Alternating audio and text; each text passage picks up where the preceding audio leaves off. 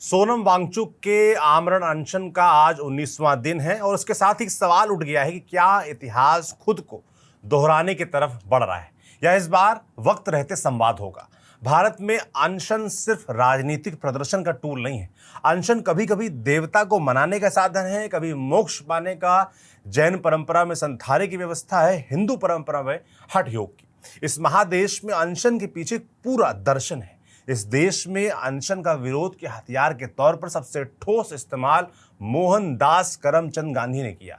महात्मा गांधी से लेकर आज तक न जाने कितने लोगों ने अपनी मांगों को अहिंसक तरीके से सरकार तक पहुंचाने के लिए भूख हड़ताल का रास्ता चुना। कुछ आंदोलनों का अंत बातचीत से हुआ, कुछ ने सरकारों को फैसले बदलने में मजबूर किया, लेकिन कुछ अनशन ऐसे भी रहे जिनका अंत ऐसी त्रासदी में हुआ जिसकी टीस आज भी इतिहास में दर्ज है।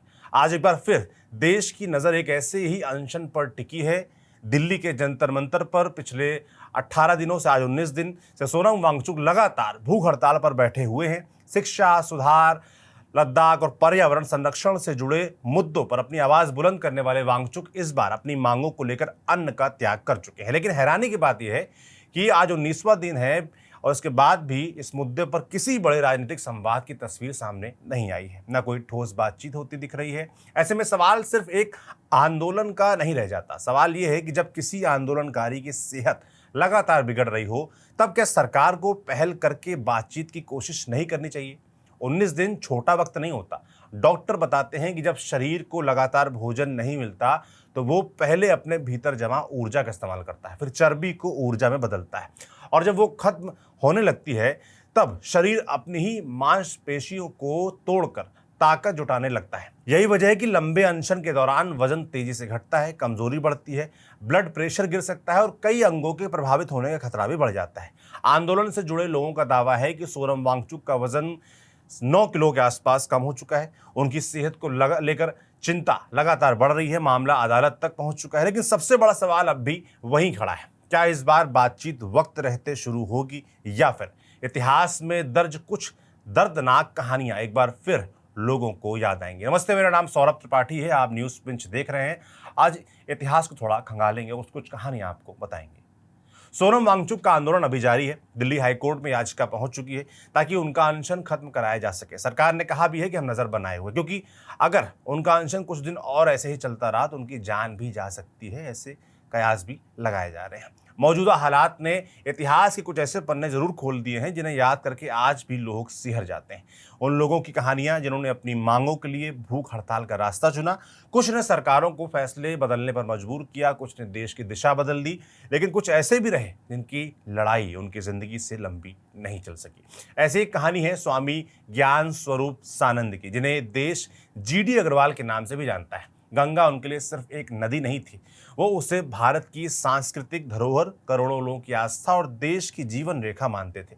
लेकिन उनका कहना था कि जिस गंगा को लोग माँ कहते हैं वही जगह जगह गंदे नालों, औद्योगिक कचरे और अधूरे सीवेज सिस्टम की वजह से दम तोड़ रही है। दिलचस्प बात यह है कि GD अग्रवाल सिर्फ भावनात्मक अपील करने वाले संत नहीं थे, वो देश के जाने माने पर्यावरण इंजीनियर थे। IIT रुड़की से इंजीनियरिंग की पढ़ाई की, अमेरिका से पर्यावरण इंजीनियरिंग में उच्च शिक्षा हासिल की, साथ ही IIT कानपुर में प्रोफेसर रहे। केंद्रीय प्रदूषण नियंत्रण बोर्ड के पहले सदस्य सचिव भी रहे। यानी गंगा के प्रदूषण को वो केवल आस्था से नहीं बल्कि विज्ञान की नजर से भी समझते थे। उन्होंने कई बार सरकारों से बातचीत की, कई बार अनशन किए, कई बार उनकी मांगों पर कुछ फैसले भी हुए। साल 2009 में उनके आंदोलन के बाद भागीरथी पर बनने वाली कुछ जल विद्युत परियोजनाओं को रोका भी गया। गंगा के एक हिस्से को पर्यावरण की दृष्टि से संवेदनशील क्षेत्र घोषित किया गया, लेकिन उनका मानना था कि ये शुरुआत भर थी, असली लड़ाई अभी बाकी थी। साल 2014 में जब केंद्र में नई सरकार आई तब गंगा की सफाई सबसे बड़े वादों में से एक थी। नमामि गंगे मिशन शुरू किया गया, हजारों करोड़ रुपए की परियोजनाएं शुरू हुई, सीवेज ट्रीटमेंट प्लांट बनाए जाने लगे, घाटों के विकास और औद्योगिक प्रदूषण कम करने पर काम शुरू हुआ। सरकार का कहना था कि गंगा को साफ करने के लिए पहले कभी इतने बड़े स्तर पर प्रयास नहीं हुए, लेकिन GD अग्रवाल इससे संतुष्ट नहीं थे। उनका कहना था कि सिर्फ योजनाएं बनाना काफी नहीं है, असली जरूरत है कि गंगा में बिना साफ किया गया सीवेज गिरना बंद हो, नदी का अविरल प्रवाह बना रहे और विकास के नाम पर बनने वाली परियोजनाओं का पर्यावरण पर पड़ने वाला असर भी गंभीरता से देखा जाए। उन्होंने अपनी मांगों को लेकर प्रधानमंत्री नरेंद्र मोदी को कई पत्र भी लिखे।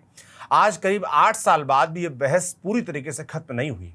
नमामि गंगे मिशन के तहत सैकड़ों परियोजनाओं को मंजूरी दी गई। सरकार के अनुसार कई परियोजनाएं पूरी हो चुकी हैं और गंगा के कई हिस्सों में पानी की गुणवत्ता में सुधार भी दर्ज किया गया है। लेकिन दूसरी तरफ चुनौती अभी भी बनी हुई है। 2023 में संसद में सरकार ने खुद बताया था कि गंगा के मुख्य प्रवाह वाले राज्यों में हर दिन करीब 11,764 मिलियन लीटर सीवज पैदा होता है, जबकि उसे साफ करने की उपलब्ध क्षमता इससे कम है। यानी बड़ी मात्रा में गंदे पानी को रोकना आज भी आसान नहीं है। यही वजह है कि जीडी अग्रवाल जिन सवालों को सालों पहले उठा रहे थे वो आज भी पूरी तरीके से खत्म नहीं हुए हैं। जब उन्हें लगा कि उनकी बात है वो नहीं सुनी जा रही है, तब उन्होंने एक बार फिर अनिश्चितकालीन भूख हड़ताल शुरू कर दी थी। शुरुआत में उन्होंने सिर्फ पानी और शहद लिया, लेकिन बाद में खबरें आई कि उन्होंने पानी पीना भी लगभग छोड़ दिया है। दिन बीतते गए, शरीर कमजोर होता गया, डॉक्टर लगातार चेतावनी देते रहे, सरकार की ओर से बातचीत और कुछ आश्वासन भी आए। केंद्रीय मंत्री नितिन गडकरी ने उन्हें पत्र लिखकर कहा कि उनकी कई मांगों पर काम हो चुका है और उनसे अनशन खत्म करने की अपील भी की, लेकिन तब तक शायद बहुत देर हो चुकी थी। करीब 111 दिनों तक चले अनशन के बाद अक्टूबर 2018 में स्वामी ज्ञान स्वरूप सानंद यानी जीडी अग्रवाल की तबीयत बेहद खराब हो गई और हरिद्वार से ऋषिकेश एम्स ले जाया गया। डॉक्टरों ने बताया कि उनकी उम्र ज़्यादा थी, पहले से हार्निया, हाई ब्लड प्रेशर और दिल की बीमारी ऐसी समस्याएं भी थीं। लंबे अनशन से उनकी हालत को और ख़राब कर दिया। आखिरकार अस्पताल में उनका निधन हो गया। उनकी मौत ने पूरे देश को झकझोर दिया। सवाल सिर्फ एक व्यक्ति की मौत का नहीं था, सवाल यह था कि क्या इतने लंबे समय तक चलने वाले आंदोलन का कोई ऐसा रास्ता नहीं निकल सकता था जिससे जान भी बच जाती और बातचीत भी जारी रहती। प्रधानमंत्री नरेंद्र मोदी ने उनके निधन पर शोक जताया और गंगा के लिए उनके योगदान को याद किया, लेकिन उनके समर्थकों का कहना था कि अगर समय रहते उनकी बात गंभीरता से सुनी जाती तो शायद ये दिन नहीं देखना पड़ता। यही बहस आज भी जारी है। जीडी अग्रवाल पहले व्यक्ति नहीं थे जिनकी भूख हड़ताल दुखद अंत तक पहुंची। राजस्थान के पूर्व विधायक गुरुशरण छाबड़ा भी, उनकी कहानी भी कुछ ऐसी ही है। साल 2014 में गुरुशरण छाबड़ा शराबबंदी, तंबाकू पर सख्ती और लोकायुक्त को ज्यादा अधिकार देने जैसी मांगों को लेकर जयपुर में भूख हड़ताल पर बैठ गए। कई दिनों तक उनका अनशन चलता रहा। बीच में उन्हें अस्पताल ले जाया गया। सरकार के प्रतिनिधि उनसे मिलने भी पहुंचे, लेकिन उनकी हालत लगातार बिगड़ती गई। आखिरकार अस्पताल में उनका निधन हो गया। बाद में उस मामले पर खूब राजनीतिक आरोप प्रत्यारोप हुई। विपक्ष ने कहा कि सरकार ने गंभीरता नहीं दिखाई। सरकार ने दावा किया कि उनकी ज्यादातर मांगें मान ली गई थी, लेकिन तब तक एक जान जा चुकी थी। हालांकि भारत का लोकतांत्रिक इतिहास सिर्फ ऐसी कहानियों तक सीमित नहीं है। ऐसे आंदोलन भी हुए जहां लंबे विरोध के बाद सरकार और आंदोलनकारियों के बीच बातचीत का रास्ता निकला। साल 2011 कौन भूल सकता है, समाजसेवी अन्ना हजारे ने जन लोकपाल की मांग को लेकर दिल्ली के रामलीला मैदान में अनशन शुरू किया। देखते देखते यह आंदोलन देश भर में फैल गया। लाखों लोग सड़कों पर उतर आए। सरकार और अन्ना हजारे की टीम के बीच कई दौर की बातचीत हुई। संसद में भी इस मुद्दे पर चर्चा हुई। आखिरकार सरकार ने लोकपाल व्यवस्था को आगे बढ़ाने का भरोसा दिया और अन्ना हजारे ने अपना अनशन समाप्त कर दिया।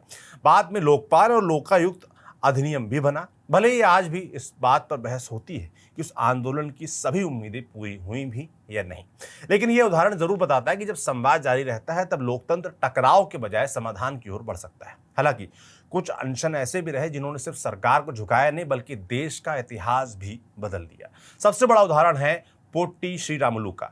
साल 1952 में उन्होंने अलग आंध्र राज्य की मांग को लेकर आमरण अनशन शुरू किया। उस समय केंद्र सरकार इस मांग को मानने के पक्ष में नहीं थी, लेकिन 58 दिन तक चले अनशन के बाद उनकी मृत्यु हो गई। उनकी मौत के बाद आंध्र क्षेत्र में बड़े पैमाने पर प्रदर्शन हुए। हालात इतने गंभीर हो गए कि कुछ ही दिनों बाद प्रधानमंत्री जवाहरलाल नेहरू ने अलग आंध्र राज्य बनाने का ऐलान कर दिया। बाद में यही घटनाक्रम राज्यों के भाषाई पुनर्गठन की नींव बना। यानी एक अनशन ने भारत के राजनीतिक नक्शे को बदलने में अहम भूमिका निभाई।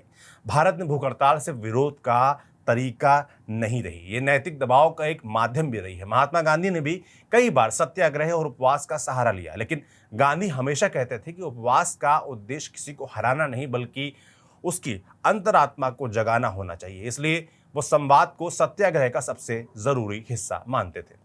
आज सोनम वांगचुक का मामला भी एक ऐसे ही मोड़ पर खड़ा दिखाई देता है। उनकी मांगों से कोई सहमत हो सकता है, असहमत भी हो सकता है, लेकिन उनकी सेहत को लेकर उठ रहे सवाल अब राजनीतिक दायरे से आगे निकल चुके हैं। अदालत में याचिका पहुंच चुकी है।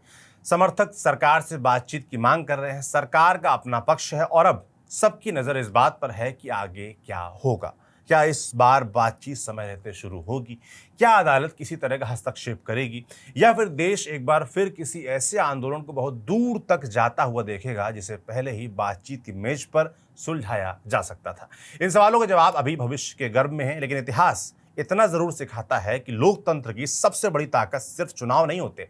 लोकतंत्र की सबसे बड़ी ताकत संवाद होता है। जब संवाद चलता रहता है तो मतभेद भी रास्ता निकाल लेते हैं, लेकिन जब संवाद रुक जाता है तब अक्सर टकराव लंबा हो जाता है और कभी कभी उसकी कीमत सिर्फ राजनीति नहीं बल्कि एक इंसानी जिंदगी भी होती है।